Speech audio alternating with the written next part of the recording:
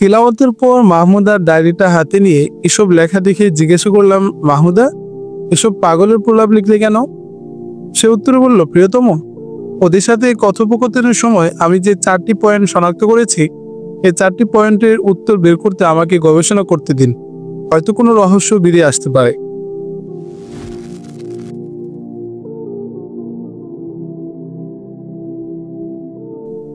মাহমুদার কথা শুনে আমি রাগান্বিত হয়ে বললাম, মাহমুদা, নিরীহ নির্যাতিত মানুষটি এ ধরনের হীন চিন্তা করো না। মেয়েদের মধ্যে সন্দেহের প্রবণতা অনেক বেশি, এটা তাদের জন্মগত স্বভাব। মুসলমানদের উপর অহেতুক সন্দেহ করা শক্ত গুনাহ। আমার রাগারাগি দেখে সে উত্তরে বলল, স্বামী গো, গোয়েন্দা প্রশিক্ষণ নেওয়ার কারণেই এসব নোট করতে বাধ্য হয়েছি, তা না হয় এসব লেখার কোনো চিন্তাও আসতো না। গোয়েন্দাদের প্রথম সবকই হলো দুনিয়াতে কাউকে বিশ্বাস করবে না, সবাইকে তুমি গোয়েন্দা মনে করবে। আমরা যদি এর দিক নির্দেশনার সম্মুখে রেখে চলতে পারি, তাহলে কোথাও হোঁচট খাবো না। আমরা যাকে দেখি তাকে যদি মনে করি যে সে দুশমন পক্ষের গোয়েন্দা, তাহলে তার থেকে নিজেকে বাঁচানোর চেষ্টা করব এবং তার কথা থেকে কোনো তথ্য উদ্ঘাটন করা যায় কিনা সেজন্য সচেষ্ট থাকব।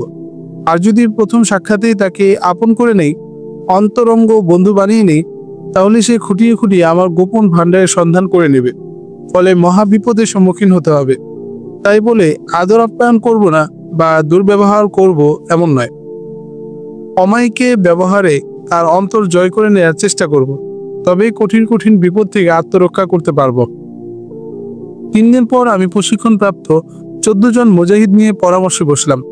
আমি প্রথমে উক্ত মহিলার দুঃখের কাহিনী বর্ণনা করে বললাম যে আমাদের উপর বর্তমানে সবচেয়ে গুরুত্বপূর্ণ কাজ হলো মাওলানা সোজা খান দামলার সন্ধান করা। তিনি জীবিত আছেন কি না কোথাও বন্দী আছেন, তার সঠিক তথ্য উদ্ঘাটন করা। যদি জীবিত থাকেন তবে যে কোনো মূল্যে তাকে উদ্ধার করে সন্তানদের নিকট পৌঁছে দেওয়া। এতে আপনাদের অভিমত কি তা জানতে চাই। আমার কথা শুনে একজন মুজাহিদ বললেন, মোহতারাম আমির সাহেব, আপনার সব ধরনের হুকুম মানতে আমরা তৈরি আছি, তবে এই ব্যাপারটি আরো গভীরভাবে চিন্তা করে প্রোগ্রাম তৈরি করুন। এখান থেকে উজবেকিস্তান কম দূরে নয়। একজন মানুষের জন্য এত বড় ঝুঁকি নেওয়া ঠিক হবে কি না তা আরও একটু ভেবে দেখুন। আবার যার জন্য আমরা জীবনে ঝুঁকি নিয়ে কাজ করব, তিনি কেমন ব্যক্তি তাও আমরা জানি না। আরে তোমরা খালি খালি এসব কি বলছো? তিনি তো একজন আলেম, আর আলেম হোক চাই না হোক একজন মুসলমান। তো পৃথিবীর এক প্রান্ত থেকে যদি কোনো মুসলমানের চিৎকার ধ্বনি আমাদের কানে আসে, সেখানে আমাদের ছুটে যেতে হবে। প্রত্যেক মুজাহিদের এ ধরনের চিন্তা থাকা দরকার। এখানে কে পরিচিত আর কে অপরিচিত, কে আত্মীয় আর কে অনাত্মীয়, দেশি না বিদেশি, সে বিচার করা আমাদের শোভা পায় না। জনাব আমির সাহেব, আপনার কথা ঠিক, আমরাও তাই মনে করি, কিন্তু বাস্তবকে অস্বীকার করা যায় না। যুগে যুগে মুসলমানদের পরাজয়ের কারণ হলো মুনাফিকরা। মুসলিম বেশধারী মুনাফিকদের মুনাফিকের কারণেই মুসলিম জাতি পরাজয় বরণ করেছে। আমার এসব কথাগুলোর দ্বারা আপনাকে সেদিকেই চিন্তা করতে বলছি। আমাদের কথাবার্তা শুনে পর্দার অন্তরাল থেকে মাহমুদা বলল, আমির সাহেব, আপনাকে অনেক তাড়াহুড়া করতে দেখছি। এত তাড়াহুড়া ভালো নয়। আপনি 1 সপ্তাহ পর সৈন্য প্রেরণ করেন। এর মধ্যে যারা নতুন নাম দিয়েছে প্রাথমিক প্রশিক্ষণের জন্য, তাদেরকে দিয়ে একটি গ্রুপ রচনা করে প্রশিক্ষণ আরম্ভ করে দিন। আর আমার কিছু দায়িত্ব আছে, তা আমি আদায় করার চেষ্টা করি। আমার প্রস্তাবে সকলের অনীহা মনোভাব দেখে আমি আমার চিন্তার মোড় ঘুরিয়ে দিলাম। মাহমুদার কথা মতো নতুন সাথীদেরকে প্রশিক্ষণ শিবিরে পাঠিয়ে দিলাম। এরা সংখ্যায় ছিল 50 জন, তাই 2 জন কমান্ডারকে তাদের প্রশিক্ষণ দিতে নির্দেশ দিয়ে দিলাম। এদিকে মাহমুদা প্রতিদিন ফলমূল ও হাদিয়া তোহফা নিয়ে নবাগত শরণার্থীদের খিমায় বেশি বেশি যাতায়াত করতে লাগলো, এমনকি রাত্র যাপনও করতে লাগলো তাদের খিমায়। সে গভীরভাবে একটি জিনিস লক্ষ্য করে দেখলো যে উক্ত মহিলা ও তার সন্তান হেলেনা ও শরীফের হাতে একই ধরনের আংটি রয়েছে। এর মধ্যে খোদাই করা কি যেন সংকেত রয়েছে তা বোঝা যায় না। মাহমুদা চিন্তা করলো, আল্লাহ তাআলা বিভিন্ন আকৃতিতে মানুষ তৈরি করেছেন। এর মধ্যে রয়েছে তার বৈচিত্র্যময় কুদরতের সমাহার। যেমন একজনের চেহারার সাথে আরেকজনের মিল নেই, একজনের কণ্ঠের সাথে আরেকজনের কণ্ঠস্বর মিলে না, একজনের পছন্দের সাথে আরেকজনের পছন্দের মিল নেই। 3 জনের হাতে একই ধরনের আংটি থাকবে কেন? সকলেই এক ধরনের আংটি পছন্দ করলেন কেন? এসব বিষয় নিয়ে মাহমুদা অনেক গবেষণা করতে লাগলো। অবশেষে মাহমুদার একিন হলো যে আংটি নিশ্চয়ই তাদের কোনো নিদর্শন বহন করে, আর তাদের চালচলন ও চলাফেরা মাহমুদের কাছে খুব সন্দেহ হয়ে দেখা দিল। তার পরের ঘটনা মাহমুদার জবান থেকেই শোনান। তাদের প্রতি যখন আমার প্রবল সন্দেহের সৃষ্টি হলো, তখন থেকে তাদের গতিবিধির উপর কড়া নজর রাখতেছিলাম। আমি তাদের খেমায় গেলে দেখি তারা ইবাদত বন্দেগীতে লিপ্ত। গভীর রাত পর্যন্ত চলে তাদের ইবাদত বন্দেগী। আমি কয়েকদিনই তাদের খেমায় রাত যাপন করেছি, কিন্তু তাদের থেকে কোনো তথ্য উদ্ধার করতে পারিনি। আমি যদি কোনো প্রশ্ন করি তাহলে মহিলাটি বা হেলেনা এমন উত্তর দিয়ে পাশ কেটে চলে যায়, তাতে আশ্চর্য না হওয়ার উপায় নেই। ছেলেটিও বহু চৌকান্না। এমন সময় ছেলেকে কোনো প্রশ্ন করলে যদি যথাযথ উত্তর দিতে না পারে, তাহলে তার মায়ের দিকে বা বোনের দিকে তাকায়। তখন ওরা তার পক্ষ থেকে উত্তর দিয়ে দেয়। দিনের বেলায় প্রায় সময়ই হেলেনা ও তার মা আমার সাথে শরণার্থী শিবির ঘুরে ঘুরে দেখত। অনেকের নিকট অনেক কিছু জিজ্ঞাসা করত। কার নাম কি, বাড়ি কোথায় ছিল, কোন কাবিলার লোক, এখানে ওরা কার মাধ্যমে কিভাবে আসলো, দেশে কেউ আছে কিনা, থাকলে ওরা কি করে, ইত্যাদি প্রশ্ন। আমি কয়েকদিন গভীর রাত্রে পাহাড়ের গা বেয়ে ঝোপের আড়ালে বসে তাদের খিমার দিকে চেয়ে বসে থাকতাম। কয়েকদিন দেখেছি মধ্যরাত্রে তাদের খিমায় ক্ষীণ প্রদীপ জ্বলছে, আর শরীফকে দেখছি তাঁবুর সামনের উঠানে দাঁড়িয়ে থাকতে। শরীফের দাঁড়ানোর ভঙ্গিতে বুঝতে পারলাম সে পাহারা দিচ্ছে। এভাবে কয়েকদিন দেখার পর এক রজনীতে শরীফের চোখ ফাঁকি দিয়ে তাঁবুর পশ্চাৎ দিক দিয়ে একদম নিকটে এসে একটি ছিদ্র পথে তাকিয়ে দেখি মহিলাটি হেলেনাকে বিবস্ত্র করে তার উরুর মধ্যে কি যেন লিখছে। কি লিখছে তা বুঝতে পারিনি। লেখার পর কি যেন তৈল মালিশ করে দিয়েছে। পরপর আমি কয়েকদিন নিজ চোখে এইসব কীর্তিকাণ্ড দেখলাম। তারপর একদিন সন্ধ্যার সময় কিছু মিষ্টি নিয়ে তাদের তাঁবুতে গিয়ে নিজ হাতে পরিবেশন করে মিষ্টি খাওয়িয়ে চলে এলাম। তারপর 2 ঘন্টা পর গিয়ে দেখি সবাই গভীর ঘুমে অচেতন। আমি খিমার দরজার পর্দা উঠিয়ে ভিতরে প্রবেশ করে মহিলাটিকে খালাম্মা খালাম্মা বলে ডাকলাম। হেলেনা ও শরীফকেও ডাকলাম, কিন্তু কোনো সারা শব্দ পেলাম না। আর সারা শব্দ পাবই বা কেমনে, কারণ মিষ্টির সাথে ঘুমের ট্যাবলেট ফাঁকি করে মিশিয়ে দিয়েছিলাম, তাই জাগার প্রশ্নে আসে না। তারপর আমি হেলেনার হাতের আংটি খানা নিয়ে আমার তাঁবুতে ফিরে এলাম। রাত পোহালে সকাল 7-8 ঘটিকায় আমার তাঁবু থেকে 4 জনের জন্য রুটি ও গোশত নিয়ে তাদের খিমায় গিয়ে দেখি ওরা ঘুম থেকে উঠছে বটে, কিন্তু ঘুমে চোখ ডুলুডুলু করছে। তারপর সবাই একসাথে নাস্তা করে আমি আমার খিমায় চলে আসলাম। এর মধ্যে কেটে গেল মহামূল্যবান 10টি দিন। আমি আবার সবাইকে ডেকে বসলাম। মাহমুদা দ্রুত পদে বেরিয়ে গেল নবাগত শরণার্থীদের খিমায়। উক্ত মহিলার সাথে কি যেন আলাপ করে ফিরে এসে বলল, প্রিয়তম, মাওলানা সুজা খান দামলা সন্ধানে কজনকে পাঠানোর চিন্তা ভাবনা করছেন? আমি বললাম 5 জন। সে বলল, প্রাথমিক অবস্থায় মাত্র 1 জনকে পাঠান, আর 4 জন থাকবে একজনের পাহারাদার। একজন যদি গ্রেফতার হয়ে যায় তাহলে তাকে উদ্ধারের জন্য বাকি 4 জন চেষ্টা করবে। তার কথা শুনে আমি বললাম, আমি যাদেরকে পাঠাচ্ছি তারা তো গোয়েন্দা সেজে ঘোরাফেরা করবে, এখানে গ্রেফতার হওয়ার ভয় নেই তো। স্বামী গো, আপনি এ ব্যাপারটাকে এত হালকা নজরে দেখবেন না, এখানে অনেক ভয়ের কারণ রয়েছে। তাহলে আমার মনে হচ্ছে এখনো তুমি ওদেরকে সন্দেহের নজরেই দেখছো, তাই না? হ্যাঁ, তা অবশ্যই। এদের উপর আমার যথেষ্ট সন্দেহ রয়েছে। আচ্ছা, তোমার কথাই মেনে নিলাম। তারা কিভাবে কাজ করবে সে ব্যাপারে একটু নসিহত করো। অতঃপর মাহমুদা বলল, আমার নিকট একটি পত্র আছে। এই পত্রটা নিয়ে একজনে পত্রে উল্লেখিত ঠিকানায় যাব, আর বাকি 4 জন ছদ্মবেশে তার প্রতি সতর্ক নজর রাখবে। প্রয়োজন হলে কমান্ডো হামলা চালাবে। এতটুকু বলে পত্রটি আমার হাতে দিল। আমি পত্রটি হাতে নিয়ে খুব ভালোভাবে দেখলাম, কিন্তু কিছুই বুঝতে পারি না। পত্রের উপরে উজবেক ভাষায় স্পষ্ট অক্ষরে ঠিকানা লেখা রয়েছে। ঠিকানা হলো শেখ আহমদ বেলোয়ারি, গ্রাম বেলোয়া, পোস্ট রায়দানেভো, জেলা উজবেকিস্তান। আর পত্রের ভিতর লেখা ছিল, প্রিজম উসেদা দামাতে কেরানা রাজা ওস্তে, হারে হারে জেদানিস্তা বামলে, কেরি উদালে খাদে হুলে, জিতালে মিদালে এলামি দামে, রাহুবালে চিলমে পান্তে তুরি তুরি মিতাবেক শামুলি খাতাস্ত, গিপাস্তে উদ্দাস্ত খতে আমেনা হেলেনা আফগানিস্তান। পত্রের শব্দ বা ভাষাগুলো না ছিল তাজিক, না উজবেক, না উর্দু, না ফার্সি, না পশতো, না আরবি। আমরা সবাই পাঠ উদ্ধারের চেষ্টা করে ব্যর্থ হলাম। মাহমুদা বলল, এ ভাষা ওদেরকে ছাড়া অন্য কেউ বুঝতে পারবে না। মনে হয় এটা তাদের ব্যক্তিগত সাংকেতিক ভাষা। পৃথিবীর কোনো জনপদে এ ধরনের ভাষার প্রচলন আছে কিনা তাতে সন্দেহ আছে। আমার মনে হয় এটা কমান্ডোপত্র। মাহমুদার উক্তিগুলো সত্য মিথ্যা প্রমাণ করার কোনো ভাষা আমাদের নিকট মজুদ ছিল না, তাই আমরা একদম নীরব হয়ে গেলাম। কতবার মাহমুদা দুজনকে রাজমিস্ত্রি আর অপর দুজনকে ক্ষেত মজুরের ভান ধরতে বলল, আর একজনকে পত্র দিয়ে বলল, আপনি খুব সাবধানতার সাথে উক্ত ঠিকানায় পত্রটি নিয়ে যাবেন। যে কোনো বিপদের সম্মুখীন হওয়ার সম্ভাবনা রয়েছে, চিন্তা ফিকির করে তা থেকে বাঁচার চেষ্টা করবেন। আপনাদের খবরাখবরের জন্য আপনারা পরামর্শ করে ব্যবস্থা নেবেন। সবসময় সংকেত ব্যবহার করবেন। আমি তাদেরকে রাহা খরচ দিয়ে কাফেলা বিদায় করার সময় বললাম, হে আমার জানবাজ মুজাহিদ বন্ধুরা, আপনারা আল্লাহর উপর পূর্ণ আস্থা রেখে বেরিয়ে যান। আল্লাহ আপনাদের সার্বিক ব্যবস্থা করবেন। আল্লাহ আপনাদের সার্বিক সাহায্য করবেন। গায়রুল্লাহ আমাদের কোনো উপকার করতে পারবে না। বেশি বেশি ইবাদত বন্দি করুন এবং তার কাছে সাহায্য প্রার্থনা করুন। একমাত্র তিনি প্রার্থনা কবুল করেন ওয়ালা জাত। সাবধান, জিক্রুল্লাহ থেকে কখনো গাফেল হবেন না, তাহলে রহমত থেকে বঞ্চিত থাকবেন।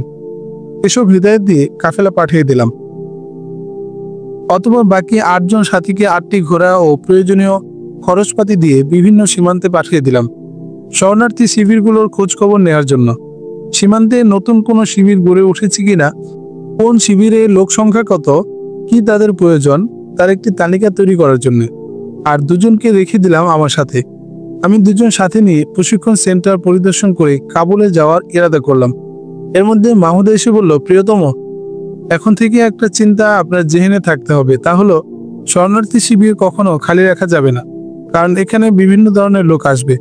শরণার্থী সেজে আসতে পারে গুপ্তচর, ওরা আমাদের অভ্যন্তরীণ সংবাদ নিয়ে চলে যাবে, তারপর যা করার তাই করবে, সেটা আর বলার অপেক্ষা রাখে না। এখানে 2-1 জন গোয়েন্দা যে নেই তা জোর করে কেউ বলতে পারবেন না। মাহমুদার এত সতর্কতা দেখে আমি একদিকে রাগ হচ্ছিলাম, আবার অপর দিকে খুশি হচ্ছিলাম। এ কারণে যে এমন সতর্ক থাকা কোনো খারাপ নয়, বরং খুবই জরুরি। এটা ভালো লক্ষণ। তারপর 2 জনকে সেন্টারে রেখে মাহমুদাকে সঙ্গে নিয়ে যাওয়ার চিন্তা করলাম, কিন্তু সে আমার সাথে যেতে রাজি হলো না। সে বলল, আমার এখানে অনেক কাজ রয়েছে, এগুলো আমাকে ছাড়া আর কেউ করতে পারবে না, আপনি একাই যান, আর আমাকে আরেকটু সময় অবকাশ দিন, এতে কিন্তু আমাদেরই ফায়দা হবে। আমি মাহমুদাকে রেখে চলে গেলাম ট্রেনিং ক্যাম্পে। সেখানে গিয়ে দেখি 50 জন সাথীর মধ্যে ভেগে গেছে 3 জন, আর অসুস্থ 7 জন। এদিকে এখনো ডাক্তার টিম এসে পৌঁছায়নি। আমি একদিন ক্যাম্পে অবস্থান করে চলে গেলাম কাবুলে। সেখানে গিয়ে দেখি 3 সদস্য বিশিষ্ট একটি ডাক্তার টিম প্রয়োজনীয় ওষুধপত্র নিয়ে রওনা হয়ে গেছেন। অতঃপর আমি নাদির শাহের নিকট সাক্ষাৎ করে আমার 3 মাসের কারগুজারি পেশ করলাম। তিনি আমাকে প্রয়োজনীয় উপদেশ দিলেন। সেখান থেকে বাসায় ফিরে এসে রাত্র যাপন করে ভোরে বাসায় তালা ঝুলিয়ে বিশেষ বিশেষ ব্যক্তিবর্গের সাথে সাক্ষাৎ করে খোঁজ নিয়ে দেখি বায়তুল মালে বেশ অর্থকড়ি জমা হচ্ছে।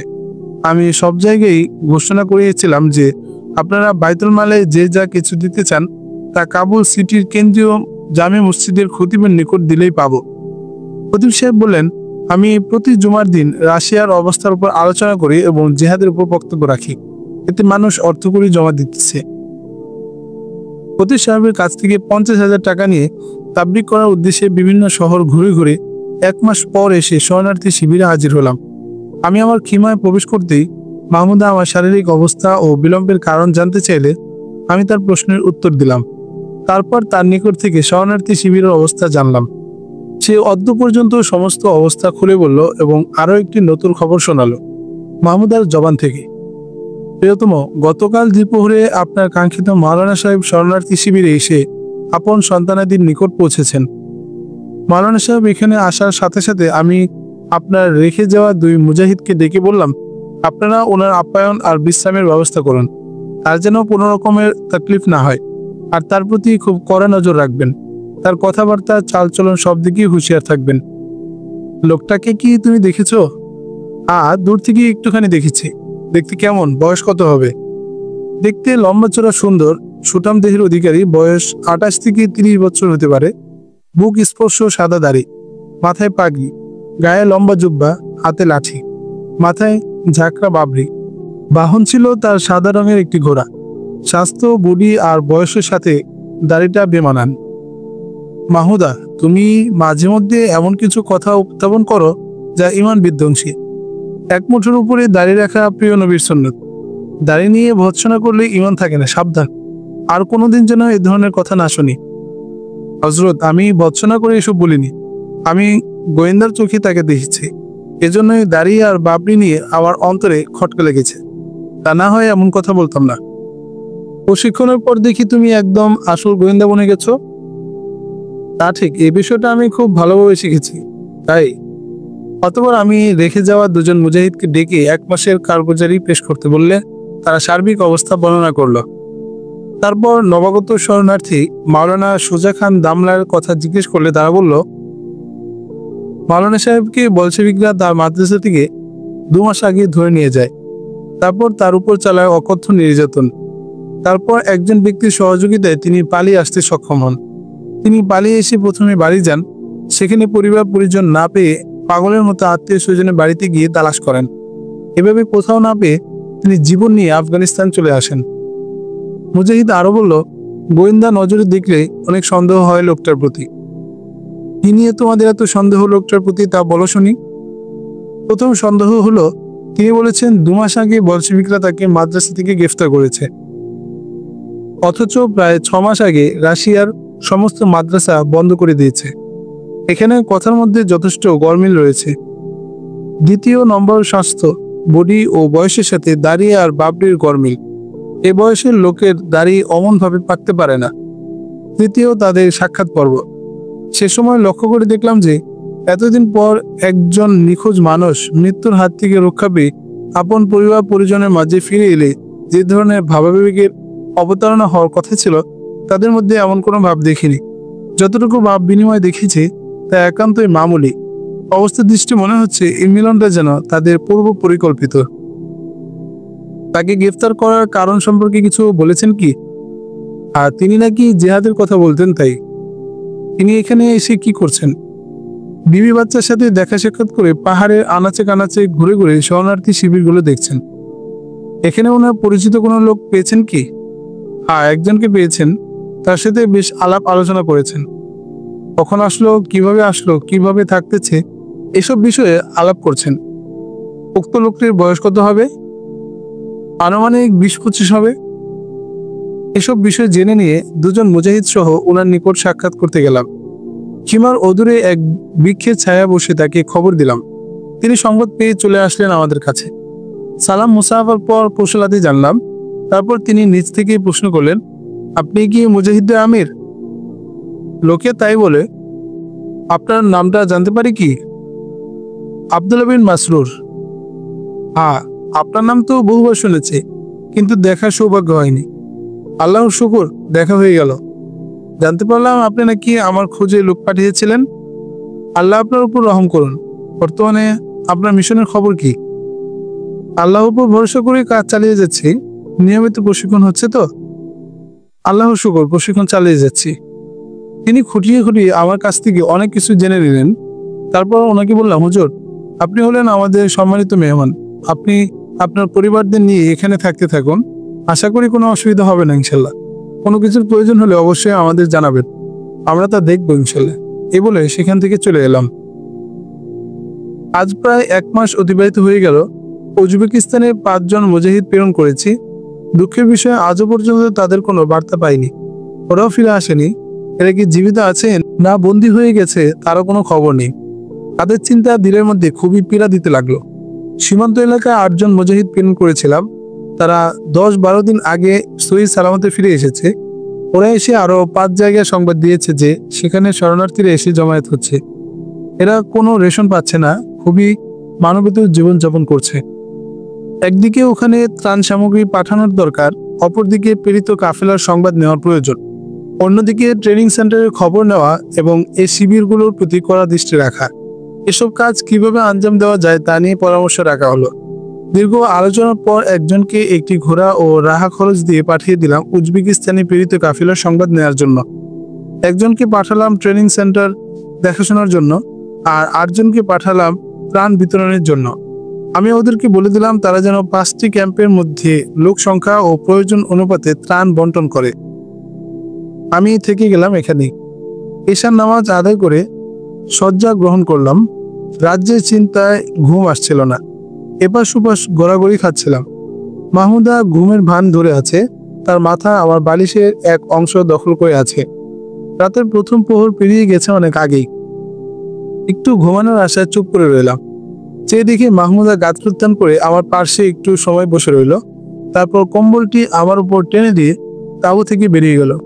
আমি ভাবলাম হয়তো অজু ইস্তিনজা সেরে তাহাজ্জুদের প্রস্তুতি নিচ্ছে। প্রায় সময় এমনটি করে থাকে। এর মধ্যে বেশ সময় কেটে গেল, এখনো তাঁবুতে ফিরেনি। আমি বিষম চিন্তায় পড়ে গেলাম। তারপর বাধ্য হয়ে আমি শয্যা ত্যাগ করে বাইরে বেরিয়ে এলাম।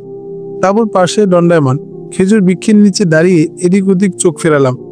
কোথাও জনমানবের কোনো চিহ্ন দেখলাম না। দূরাকাশে অগণিত তারকারা মিটমিট করে আলো ছড়াচ্ছে। চারদিকে ঘুটঘুটে অন্ধকার। আলেয়ার প্রদীপ ছাড়া কোথাও কোনো প্রদীপ জ্বলছে না। চারদিকে নীরব নিস্তব্ধতা বিরাজ করছে। কোনো প্রাণীর আওয়াজও কর্ণকুহরে আসেনি। সীমার আশপাশে ঘুরে মাহমুদার কোনো সন্ধান পেলাম না। অবশেষে গেলাম নদীর কূলে। সেখানেও তার কোনো আলামত নেই। বিরামহীনভাবে কলকল টানে নদী বয়ে চলছে। সেখানে তাকে না পেয়ে চিন্তার অবধি নেই। এমন তো তাকে কোনোদিন দেখিনি। তাহলে এই ঘুটঘুটে অন্ধকারে নিঝুম রাতে সে কোথায় গেল? কেনই বা গেল? সে তো সমস্ত রজনী আমাকে তার বাহু বন্ধনে জড়িয়ে রাখতে পছন্দ করত। তাহলে আজ কি হলো তার? ক্ষণিকের বিরহ যাতনা আমাকে কুপঘাত করে দিল। মাহমুদার চিন্তা অন্য সব চিন্তাকে দাফন করে দিল। কোথায় যাব, কোথায় তালাশ করে পাবো তা স্থির করতে পারছি না। পা থেকে মাথা পর্যন্ত রক্তগুলো যেন ছোটাছুটি করছে। আমি তখনও খরজুর বৃক্ষের নিচে দণ্ডায়মান। হঠাৎ চেয়ে দেখি পশ্চিম দিক থেকে একটি মানস মূর্তি এদিকে ধাবমান। তাদেরকে চমকে উঠে আমি আস্তে আস্তে খরজুর বৃক্ষের আড়ালে গা ঢাকা দেওয়ার চেষ্টা করলাম। ছায়ামূর্তিটি আস্তে আস্তে এসে আমার খিমায় প্রবেশ করলো। এবার বুঝতে পারলাম এ আর কেউ নয়, আমারই পলাতকা মাহমুদা। সেই খিমায় প্রবেশ করার সাথে সাথে আমি দ্রুত একটি ঘন ঝোপের অভ্যন্তরে আত্মগোপন করলাম। মাহমুদা শূন্য শয্যা দেখে পাগলিনীর মতো বাইরে এসে আমাকে খুঁজতেছিল। সম্ভাব্য জায়গাগুলো তালাশ করে আমার ঝোপের নিকট দিয়ে মন্থর গতিতে এগিয়ে যাচ্ছিল। আমি আস্তে করে তার পেছনের দিক দিয়ে এমনভাবে ধরলাম যেন সে এদিক ওদিক তাকিয়ে আমাকে আবিষ্কার করতে না পারে। সে আমার হাত ছাড়ানোর জন্য অনেক চেষ্টা করছিল, কিন্তু পারেনি। একবার ক্ষীণ আওয়াজে জিজ্ঞেস করলো, আপনি কি আমাকে ছেড়ে দিন? আমি তার কথার কোনো উত্তর দিলাম না, বরং তার গণ্ডদেশে একটি চুমু বসিয়ে দিলাম। আমি তাকে এমনভাবে ধরবো তা সে কোনোদিন কল্পনাও করেনি। তার শরীরে আমি কম্পন অনুভব করছিলাম। সে ভাবছে হয়তো কোনো দুষ্ট লোক তাকে ধরেছে। এমনি করে সে আমার হাত থেকে বাঁচার জন্য কমান্ডো কায়দায় এক কিক মেরে বসলো। কিক খেয়ে আমি থপাস করে জমিনে লুটিয়ে পড়লাম। মাহমুদা এক দৌড়ে খিমার ভিতর চলে গেল। আমি পেছন দিক দিয়ে ডেকে বললাম, মাহমুদা, তোমার সন্ত্রাসীকে নিয়ে যাও। মাহমুদা আমার কণ্ঠস্বর শুনে দৌড়িয়ে এসে আমার পায়ের উপর পড়ে গিয়ে ক্ষমা চাইতে লাগলো। আমি আমার দুঃখকে আড়াল করে বললাম, আরে আমার তো কিছুই হয়নি, তুমি এত পেরেশান হচ্ছ কেন? তোমার সাথে একটু মজাক করলাম মাত্র। তারপর শোয়া থেকে উঠতে উঠতে বললাম, তুমি এত রাত্রে কোথায় গিয়েছিলে প্রিয়তমা? এই বলতে বলতে খিমায় চলে গেলাম। মাহমুদা প্রদীপ জ্বালিয়ে বলল, প্রিয়তম, সব বলবো, আপনি আগে আমাকে ক্ষমা করুন। আমি তাকে হাসি মুখে আবার জড়িয়ে ধরে বললাম, আমি ব্যথা পাইনি আর রাগও করিনি। বলো, তুমি কোথায় গিয়েছিলে? স্বামী গো, আমি অভিসারিণী নই, আমি আপনারই একজন গোয়েন্দা মাত্র। আপনি যখন এলাকায় ছিলেন না, তখন আমি রাতের আধারে চুপিসারে ঘুরে ঘুরে দেখেছি। আমি আজ পরিষ্কার ভাষায় আপনাকে জানিয়ে দিতে চাই যে আমরা দুধ কলা খাইয়ে বিষধর সাপ পুষছি। সে সাপের সবল থেকে আত্মরক্ষা করা খুবই কঠিন। সে সাপগুলো হলো হুজুর কেবলা যান, তার খবিসা বিবি, খবিসা কন্যা হেলেনা ও খবিস ছেলে শরীফ। এরা সবাই লেলিনের উচ্চ ক্ষমতা সম্পন্ন গোয়েন্দা। তারা হুজুরের বেশে ও কৃত্রিম নির্যাতিত সেজে আমাদের এখানে থেকে তথ্য সংগ্রহ করতে আসছে। তা তুমি বুঝলে কি করে? প্রথম থেকেই এদের উপর আমার সন্দেহ ছিল। তারপর যখন তাদের প্রকৃত পরিচয় জানার জন্য গোয়েন্দা তৎপরতা চালালাম, তখন একটা একটা করে গোপনীয়তা প্রকাশ পেয়ে গেল। কি আলামত পেলে? ক, আমি যখন হাদিয়া তোফা নিয়ে তাদের খিমায় নিয়মিত যাতায়াত করতেছিলাম, তখন তাদের হাতে একই ধরনের আংটি দেখতে পেলাম। মানুষের পছন্দ এক নয়, কিন্তু তারা মা, বেটা, বেটি এক ধরনের আংটি পছন্দ করলো কেন? নিশ্চয়ই এর মধ্যে যে কোনো রহস্য নিহিত রয়েছে। তাই এক রাত্রে ঘুমের ট্যাবলেট খাওয়িয়ে হেলেনার হাতের আংটিখানা ছিনিয়ে নিয়ে আসি। এখনো আংটিটি নিয়ে গবেষণা চালিয়ে যাচ্ছি, তবে তাড়াতাড়ি রহস্য উদ্ঘাটন হবে ইনশাল্লাহ। দ্বিতীয় রজনীতে দেখলাম গভীর রাতে শরীফ খিমার বাইরে পাহারা দিচ্ছে। খিমার অভ্যন্তরে একটি প্রদীপ মিটমিট করে জ্বলছিল। আমি শরীফের চোখ ফাঁকি দিয়ে খিমার নিকট গিয়ে বসে ছিদ্র পথে চোখটি তাঁবুর ভিতরে প্রবেশ করিয়ে দেখি আমিনা বিবি হেলেনার পরনের কাপড় খুলে পুরোর মধ্যে কি যেন লিখতেছে। অনেকক্ষণ কি যেন লিখছে। তারপর দেখলাম তৈলাক্ত পদার্থ মালিশ করছে। অর্ধরাতে দেখলাম হুজুর কিবলা হেলেনার কাপড় উত্তোলন করে খুব মনোযোগের সাথে উরুর লেখা দেখছে। বেশ কিছুক্ষণ পর হুজুর কিবলা নিজেও হেলেনার উরুতে কিছু লিখছে। এখানে আমার প্রশ্ন হলো, হেলেনা একজন পর্দানশীল পরমা সুন্দরী যুবতী, সে কি করে তার মাকে এবং পিতাকে তার গুপ্ত দেহে লিখতে দিল? এরা মনে হয় মুসলমান না, মুসলমানের ভান ধরে আছে মাত্র। মাহমুদের কথা শুনে আমি হয়রান পেরেশান হয়ে গেলাম। সে মিথ্যা বলার মেয়ে নয়, আর এখানে মিথ্যা বলবেই বা কেন? কিন্তু তার কথা বিশ্বাস করতে কষ্ট হচ্ছিল বটে, কিন্তু বিশ্বাস না করেও পারছি না। অতঃপর মাহমুদা হাত বাড়িয়ে আংটিখানা দিয়ে বলল, জনাব, হুজুর কিবলার হাতে এ ধরনের আংটি আছে কিনা তা দেখবেন, আর শরণার্থী শিবিরে আরো কারো কাছে এ ধরনের আংটি পাওয়া যায় কিনা দেখবেন। যাদের হাতে এ ধরনের আংটি দেখবেন এদেরকেই মনে করবেন লেনিনের গুপ্তচর। এদেরকে খুব চোখে চোখে রাখবেন যেন কোথাও পালাতে না পারে। আরেকটা আশ্চর্য কাণ্ড হলো, হযরতের সাদা দাড়ি ও মাথার বাবলি এগুলো কৃত্রিমভাবে লাগিয়ে রেখেছেন। এগুলো আসল দাড়ি নয়। এটা তুমি বুঝলে কি করে? রাত্রে এগুলো খুলে রেখে হেলেনার উরুতে কি যেন লিখছিল, তখন এগুলো ছিল এক পার্শ্বে। মাহমুদার এসব আজগুবি কথা শুনে আমি বিস্মিত হলাম। অতঃপর বললাম, দেখো মাহমুদা, তোমার কথাগুলো অক্ষরে অক্ষরে যাচাই করা হবে। যদি মিথ্যা প্রমাণিত হয় তাহলে কিন্তু প্রিয়তম, একটি ছাড়া সবগুলোরই প্রমাণ পাবেন, কিন্তু একটি, তাহলে কোনটির প্রমাণ পাবো না বলবে কি? আমার কথা শুনে সে খিলখিল করে হেসে ফেলল। অযথা হাসির কারণ জিজ্ঞেস করলে আবার আরেক দফা হাসলো। তার হাসি দেখে আমি হাবা বনে গেলাম। তারপর সে বলল, হেলেনা। এখন তার হাসার কারণ বুঝতে পারলাম। তারপর বললাম, হেলেনার বিষয়টি ছাড়া অন্য সব যদি ঠিকঠাক পাই তাহলে এটাকেও বিশ্বাস করে নেব। মাহমুদা বলল, হেলেনার বিষয়টিও আমি প্রমাণ করিয়ে ছাড়বো ইনশাল্লাহ। আমি জিজ্ঞেস করলাম, তা কিভাবে হবে? সে বলল, আপনার নিকট যদি তাকে এনে দিই তাহলে কি দেখতে পারবেন না? ছি, এমন কথা বলো না। আরে, না জায়েজ পন্থা নয়, জায়েজ পন্থায় হেলেনাকে বানাবো আপনার দ্বিতীয় পত্নী। তাহলে তার থেকে অনেক গোপন তথ্য পাওয়া যাবে, বুঝলেন সাহেব। এক তাঁবুতে দুজন সংকুলন হবে না। তাহলে? আরে কি বলেন, আমি আপনাদের খিমায় রেখে শরীফের মতো বাইরে বাইরে পাহারা দেব, আর আপনি হেলেনার উরু। শোনো মাহমুদা, এসব ফালতু কথা বাদ দিয়ে কাজের কথা কিছু বলো। তুমি যেসব জিনিস আবিষ্কার করেছ এসবের নিরসন কিভাবে হবে তা একটু বিশদভাবে আলোচনা করো। প্রিয়তম, আপনি এত ঘাবড়াবেন না, মাসআলা অতি সহজ। আপনি তালাশ করুন এ ধরনের গোয়েন্দা এখানে আর কজন আছে। বাকি ওই সমস্ত শরণার্থী শিবিরগুলোতেও নজরদারি করুন, দেখবেন সেখানেও পাবেন। তারপর হঠাৎ করে একদিন সব কয়টারে পাকড়াও করে পাহাড়ের গভীর অরণ্যে বালিশ ছাড়া শোয়াই দিবেন। সেখানে চিরজনম আরামসে ঘুমাবে। এসব পরিকল্পনা অন্য কারো কানে যেন না যায়, এ ব্যাপারে কারোর সাথে কোনো পরামর্শ করবেন না। আমার কথা মতো কাজ করলে ইনশাল্লাহ কামিয়াব হবে। মাহমুদা থেকে তার দিক নির্দেশনামূলক পরামর্শ শুনে উভয়ে ঘুমিয়ে গেলাম। ভোরে গাত্রোত্থান করে নামাজ আদায় করে কিছুক্ষণ তেলাওয়াত করলাম। তারপর নাস্তা খেয়ে বেরিয়ে গেলাম শরণার্থী শিবিরগুলো দেখার জন্য। এর মধ্যে মাওলানা সুজা খান দামলা এসে আমার সাথে শরিক হলেন। কিছুক্ষণ ঘোরাফেরার পর আরো দুজন এসে আমাদের সাথে শরিক হলেন। তারপর আমরা নদীর অববাহিকায় একটি ছায়াদার বৃক্ষের নিচে বসে বিভিন্ন দিক নিয়ে আলাপ আলোচনা করছিলাম। হঠাৎ মাহমুদার কথা মনে পড়লে তাকিয়ে দেখি এ তিনজনের হাতেই একই ধরনের আংটি শোভা পাচ্ছে। আমি বুঝতে পারলাম আসলে এরা সবাই এক। দাড়ির দিকে খুব গভীরভাবে তাকিয়ে দেখি আসলেই তো আলগা বলেই মনে হচ্ছে। মাওলানা সাহেব জিহাদের উপর খুব কড়া বয়ান দিলেন। আমরা তার সাথে সাথে জি হা আর বেশক বেশক বলে সমর্থন করে গেলাম। উজবেকিস্তানে প্রেরিত কাফেলা এখনো ফিরছে না বলে খুব চিন্তায় পড়ে গেলাম।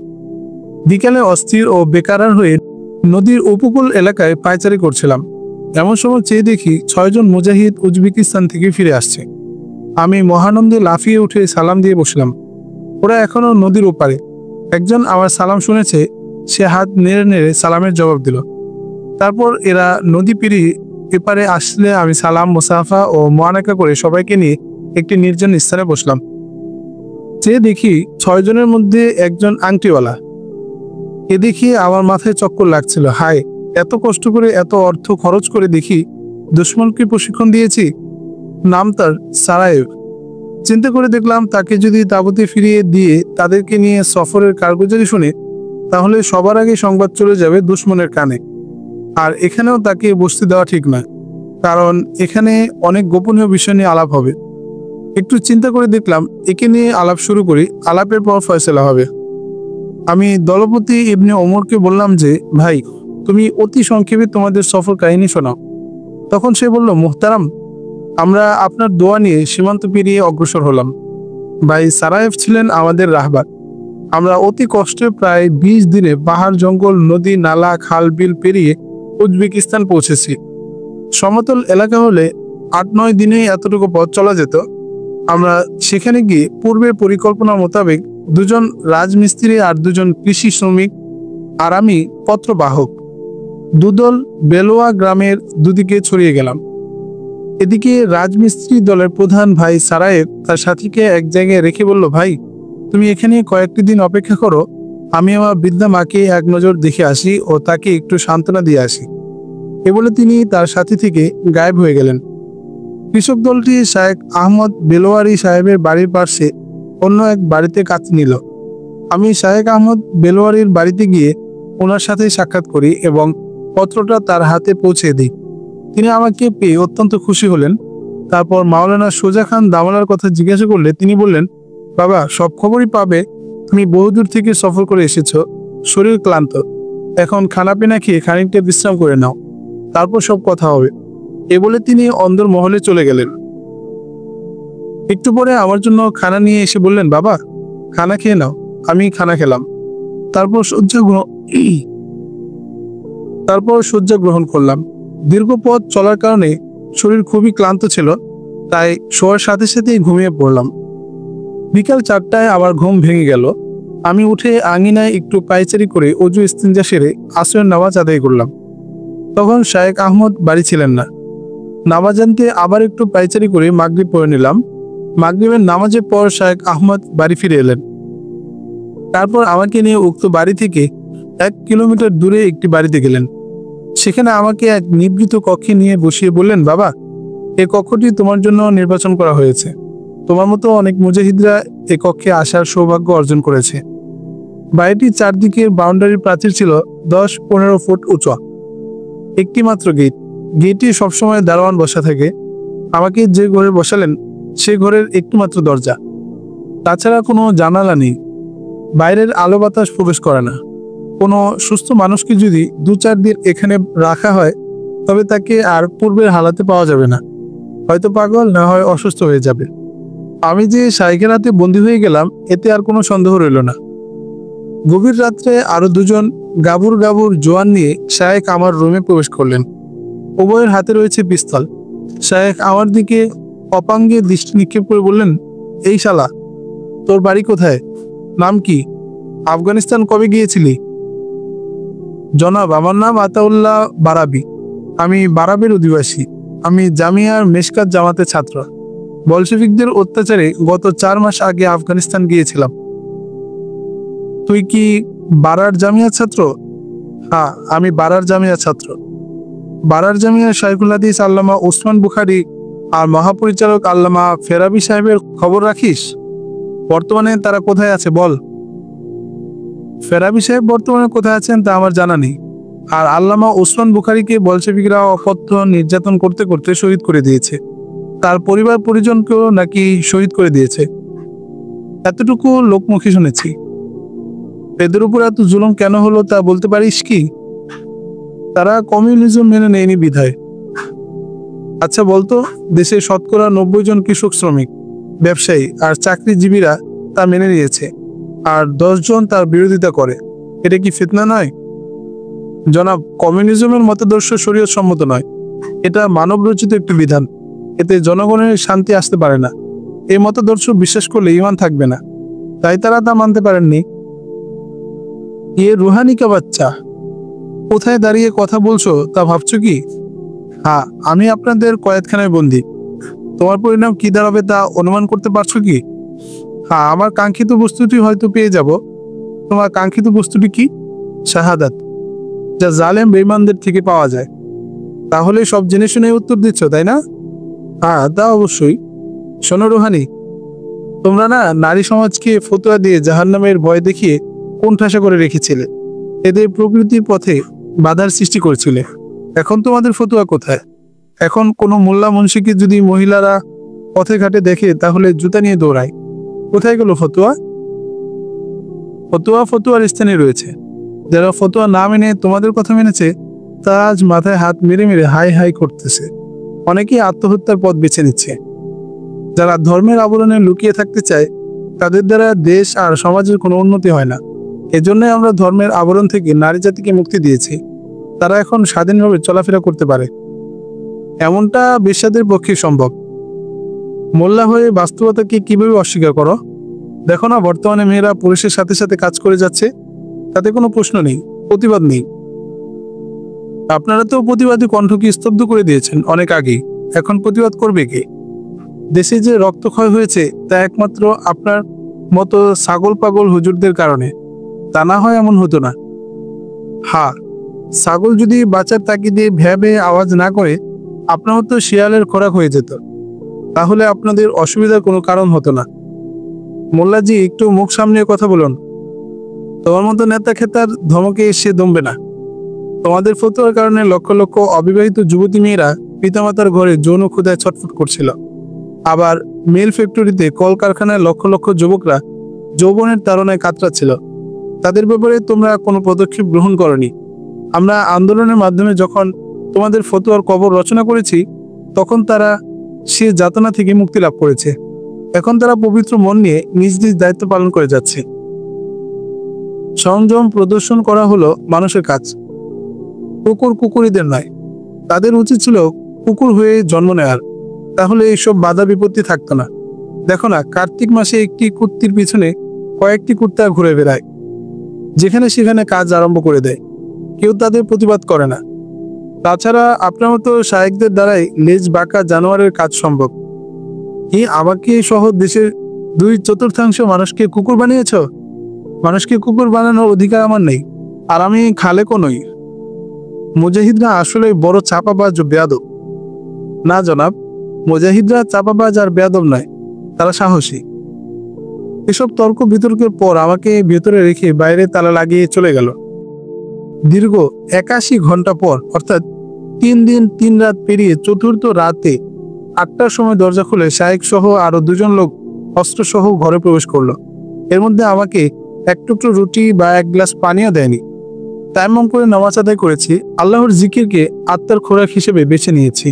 তার প্রায় 1 ঘন্টা পর কয়েকজন বলশেভিক পান্ডা আমার 3 মুজাহিদ সাথীকে চাবুকাঘাত করতে করতে আমার কামরায় ঢোকালো, কিন্তু তাদের সাথে আমাদের সারায়েব ভাই ছিলেন না। এভাবে আমাদেরকে না খেয়ে থাকতে হচ্ছে দিনের পর দিন। 3-4 দিন পর কিছু আহার দিয়ে যায়। তাদের প্রহারে আমরা বেহুশ হয়ে যেতাম। ওরা ভৎসনা করে বলতো, এখন কই তোমাদের খোদা?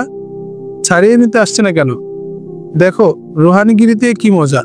তাদের ভৎসনাগুলো আমাদের কলিজায় 20 বাণের মতো বিদ্ধ হতো, কিন্তু জবাব দেওয়ার মতো কোনো মৌকা ছিল না। এভাবে আমাদেরকে প্রায় 1 সপ্তাহ আটকিয়ে রাখে। একদিন রাত্রে আমরা 4 জনে পরামর্শ করলাম যে এভাবে আমরা তিলে তিলে ক্ষয় হওয়ার কোনো অর্থ নেই। আমরা যদি আমাদের মুক্তির কোনো ফয়সালা না করি তাহলে আল্লাহর নুসরতও পাবো না। আমরা যদি চেষ্টা করি তাহলে আল্লাহর সাহায্য অবশ্যই পাবো। চলো আমরা কমান্ডো কায়দায় হামলা করে পালানোর ব্যবস্থা করি। আমার কথায় সবাই একমত হয়ে গেলেন। এরপর থেকে আমরা সুযোগের সন্ধানে থাকতেছিলাম।